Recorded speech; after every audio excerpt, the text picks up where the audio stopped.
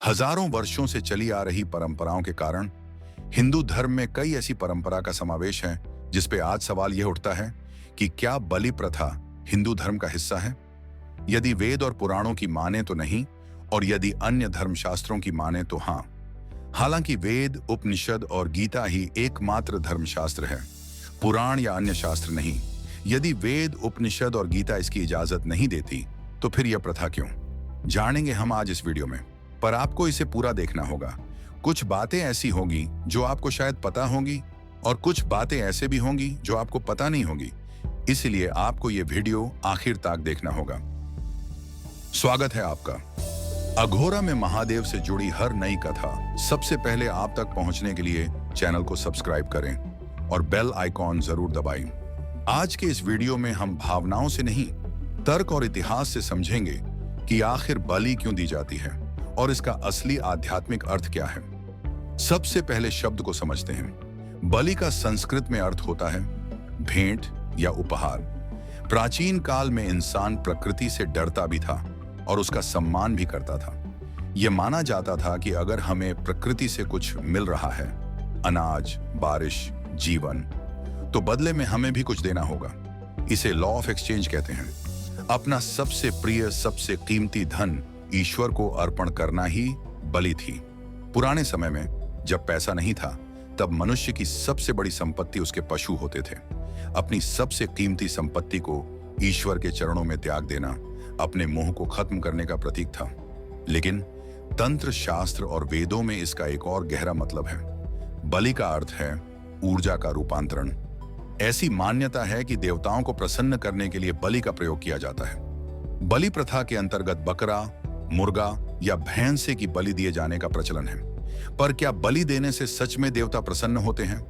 हमारे वेद और पुराणों में कहीं भी बलि प्रथा का वर्णन नहीं मिलता है।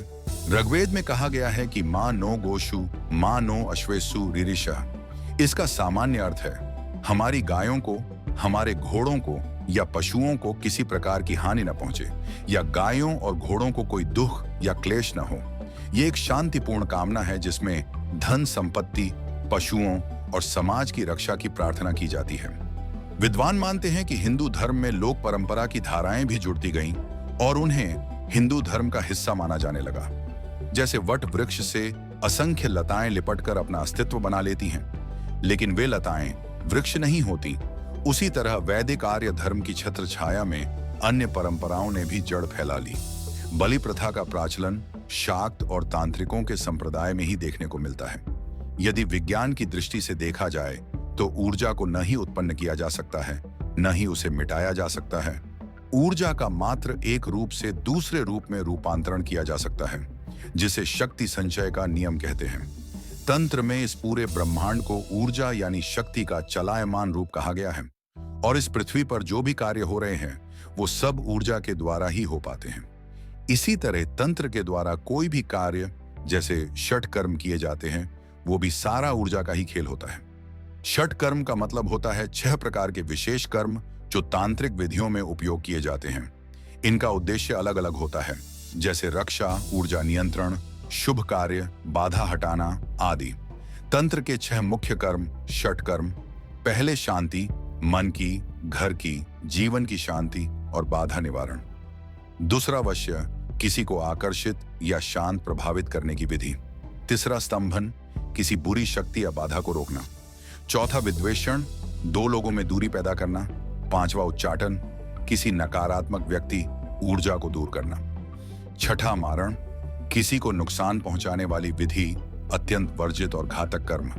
तंत्र में चाहे कोई भी कार्य किया जाए वो इन षट कर्म के आधार पर ही किया जाता है। यानी तंत्र पूरी तरह ऊर्जा को नियंत्रित कर अलग अलग परिणाम प्राप्त करने वाली विधियों पर आधारित होता है। इसलिए तंत्र में ऊर्जा की बहुत जरूरत पड़ती है, और सभी के पास इतनी ऊर्जा नहीं होती कि वो षट कर्म करने के लिए पर्याप्त हो। तब जानवर जैसे कि मुर्गा, बकरा, भैंसे की बलि दी जाती है और उसकी प्राण ऊर्जा का उपयोग करके षट कर्म को संपन्न किया जाता है, क्योंकि आत्मा भी तो एक प्रकार की ऊर्जा या शक्ति ही है। और एक तर्क ये भी आता है कि वैदिक काल में जब मंत्रों से यज्ञ किए जाते थे, तब मंत्रों की सिद्धि और उत्पन्न शक्ति को जांचने के लिए पशु बलि देकर उसे पुनः जीवित किया जाता था। जिससे यज्ञ की सफलता जानी जा सके, परंतु उनके मांस का भक्षण नहीं किया जाता था। जब भी देवता कहीं पर भक्तों के लिए प्रकट होते या अवतरित होते हैं, तब देवी देवताओं के साथ गण आते हैं। गण देवताओं के मुख्य सेवक होते हैं और उनके आदेश का पालन करते हैं। हर देवता के अपने गण होते हैं। गण मुख्य रूप से देवताओं के आदेशों का पालन करते हैं और उनका काम देवताओं द्वारा दिए गए कार्यों को पूरा करना होता है। देवता मुख्य बिंदु होते हैं और गण उनके सहायक बिंदु की तरह काम करते हैं, जो आदेशों को आगे बढ़ाते और पूरा करते हैं। गण भक्तों को भी आशीर्वाद देते हैं और उनकी रक्षा करते हैं। गण देवताओं के कार्यों में उनकी सहायता करते हैं और उनके प्रति समर्पण दिखाते हैं। गणों के बारे में कहा जाता है कि वे भक्त के जीवन में सुख और समृद्धि लाते हैं। तंत्र में आप देवता को आमंत्रित करते हैं, लेकिन उन्हें गण के रूप में आमंत्रित करने की प्रथा अधिक सामान्य है, खासकर जब अनुष्ठान में किसी विशेष देवता को बुलाया जाता है। देवता के गण के रूप में आमंत्रित करने से यह सुनिश्चित होता है कि देवता अपने अनुयायियों या गणों के साथ आएंगे।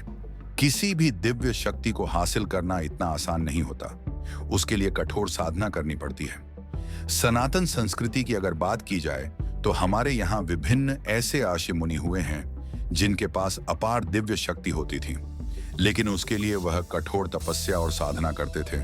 लेकिन कुछ ऐसे भी हैं जिन्होंने तंत्र विद्या से बहुत कुछ प्राप्त किया है।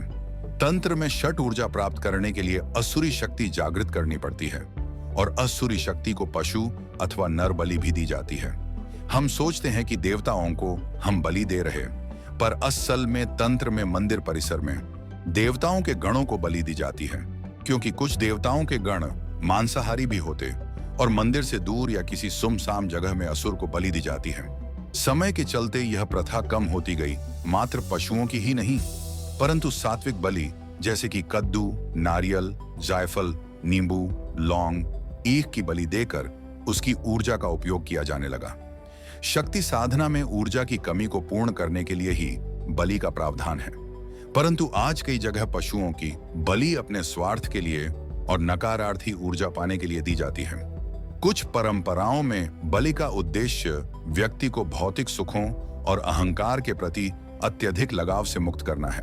संसार में विष भी है और अमृत भी, लेकिन यह कुछ इंसान भी निर्भर करता है कि उसे क्या चाहिए। गुरु धर्म का उपदेश देते हैं, चलना कैसे है यह भी बता देते हैं, लेकिन परिश्रम इंसान को ही करना पड़ेगा।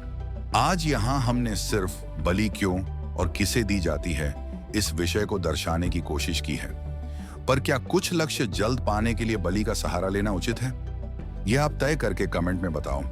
अगर आपको यह जानकारी अच्छी लगी हो तो इस वीडियो को लाइक करें और ऐसे ही ज्ञानवर्धक विषयों पर वीडियो देखने के लिए चैनल को सब्सक्राइब करना न भूलें। मिलते हैं अगले वीडियो में।